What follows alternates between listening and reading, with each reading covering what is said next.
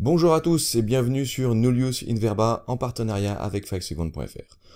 Aujourd'hui, on commence la série de toutes les différents postes de ref et on commence par un poste méconnu mais pourtant qui peut aider grandement un match. Et comme vous avez pu le lire dans le titre de la vidéo, nous allons parler du poste d'alternate.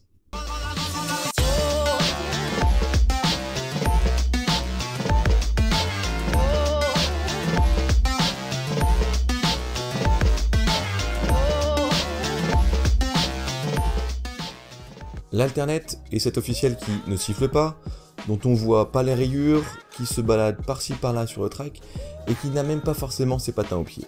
On peut donc raisonnablement se poser la question de savoir à quoi il sert.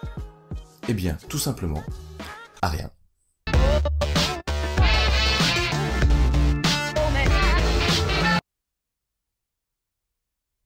Désolé. Si vous faites des recherches sur le poste d'alternate, vous ne trouverez certainement pas autant de sources que pour un autre poste d'arbitre. Par exemple, il n'y a pas de définition officielle par la WFTDA ou par la MRDA.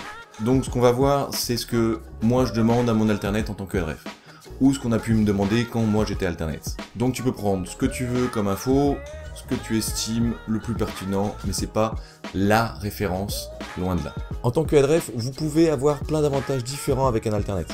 Ça peut permettre d'avoir un remplaçant en cas de souci, ça peut pouvoir reposer un ref pendant un tournoi, ou encore avoir une vision extérieure sur un match. Un conseil au passage, si tu commences tout juste le refing, ça peut être intéressant de te mettre en alternate pour ton premier match. Comme ça tu découvres tout l'envers du décor sans la pression du terrain direct. Si tu te poses des questions sur l'intérêt du travail d'officiel, ça répondra à toutes tes questions normalement. L'alternate va suivre le même planning que les autres refs.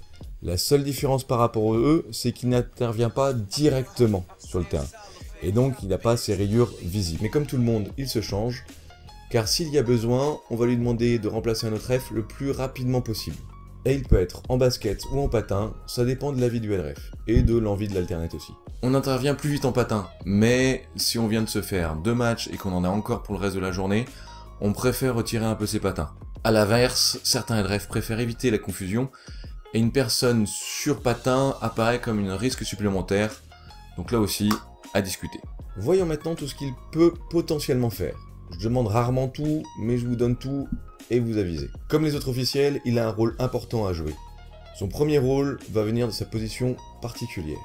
T'as déjà remarqué que parfois du public, on voit certaines choses qui ont été loupées par les officiels sur le terrain.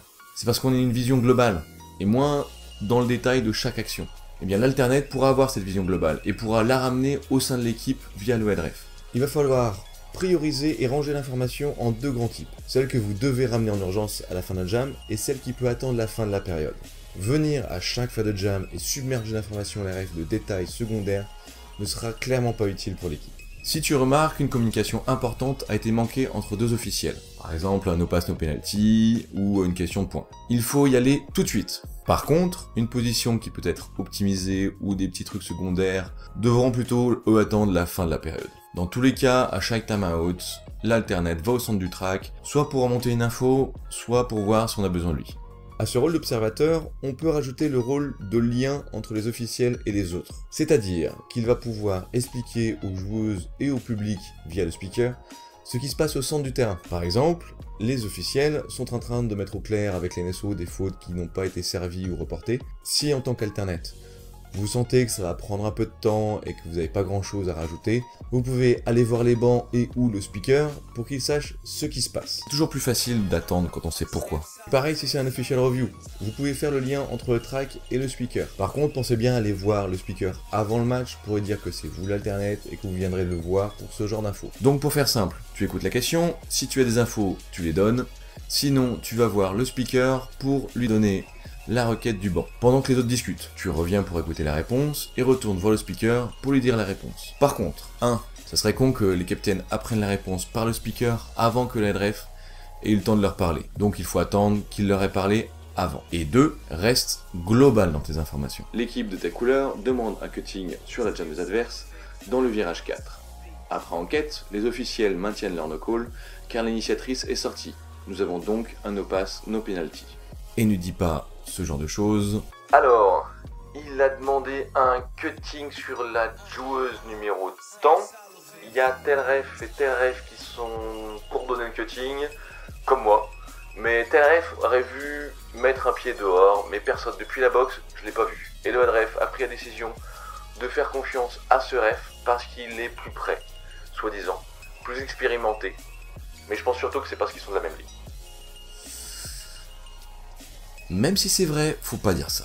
Tu pourras le faire en feedback à la fin de la période, mais ce qui est dit dans l'official review et tout le débat qu'il y a eu pendant l'official review, ça reste confidentiel. Et en parlant des feedbacks, il y a un adage qui dit « Feedback is the breakfast of champions ». C'est nécessaire pour s'améliorer, et c'est pour ça que c'est pas forcément des compliments. Vous dire que vous êtes le meilleur tout le temps, c'est pas ça qui va vous aider à apprendre de nouvelles choses. Un retour doit être honnête, avec si possible des propositions d'amélioration. Et restez positif. Il est préférable de dire « Faudra améliorer ça » plutôt que « Ça c'était mauvais ». Personnellement, je ne suis pas super doué avec les feedbacks. J'ai un peu trop tendance à me focaliser sur qu'est-ce qui va pas. On m'a expliqué par le passé qu'il y avait une méthode très simple qui était on donne d'abord une tranche de ce qui va, on garnit avec ce qu'il faut améliorer, on finit avec une tranche de ce qui va, éventuellement on garnit avec des compliments, certaines blagues pour donner meilleur goût, mais c'est tout un art de savoir donner un feedback. Quoi qu'il en soit, lorsque vous recevez un feedback, c'est pas la peine de se justifier. On vous remonte ce qu'on a pu voir ou ressentir, c'est tout. Si vous commencez à dire « oui, mais c'est parce qu'il y avait ça ou ça », c'est déjà que vous n'acceptez pas le feedback, et donc que vous ne cherchez pas à vous améliorer. Donc écoutez, remerciez, et voyez comment cela peut vous aider à progresser. Et enfin, l'Internet peut avoir des fonctions un peu plus directes dans le match, comme par exemple la prise de notes lors de l'official review. Là, c'est plus le LNSO qui va décider qui prendra ces notes-là, donc à voir avec lui. Il peut aussi aider le headref sur les exclusions, qu'on appelle aussi les full out, ou les expulsions, tout simplement en accompagnant les joueurs en dehors de la zone de jeu. Donc lorsque le headref aura signalé au joueur qu'il est full out ou expulsé, vous demandez au joueur de vous suivre et vous l'accompagnez soit juste en dehors du track, soit dans une zone précise. Par contre, il est possible que l'équipe fasse un official review sur la faute de ce joueur. Donc il faut lui demander de pas quitter entièrement la salle tant que la fin des 30 secondes après le jam où il a été expulsé ou full out ne soit fini. Sinon, si l'équipe remporte et que finalement il n'est pas full out ou il n'est pas expulsé, il faudra aller courir pour aller récupérer, éventuellement il aura quitté ses patins ou il aura commencé à changer et on va perdre du temps bêtement. Pour résumer, l'Alternate a un rôle défini par le headref. Il faut donc se concerter avec lui pour savoir ce qu'il attend de vous. Il a l'avantage d'être à l'extérieur du track et donc pourra apporter une vision globale à l'équipe. De cette position, il peut aussi faire le lien entre ce qui se passe sur le terrain, avec le banc et ou avec le public, via le speaker encore une fois. De tout cela, il a la possibilité et doit faire des feedbacks afin d'améliorer l'équipe autant que possible. Et enfin, il peut gérer les tâches secondaires pour décharger l'équipe qui est elle sur le terrain. Encore une fois, je vous ai montré ce que moi je demande. Donc, chacun fait à sa sauce du moment où ça va à tout le monde. Et sur le terrain comme en dehors, n'oubliez pas que le savoir dans le derby, c'est comme cette vidéo. Ça se partage.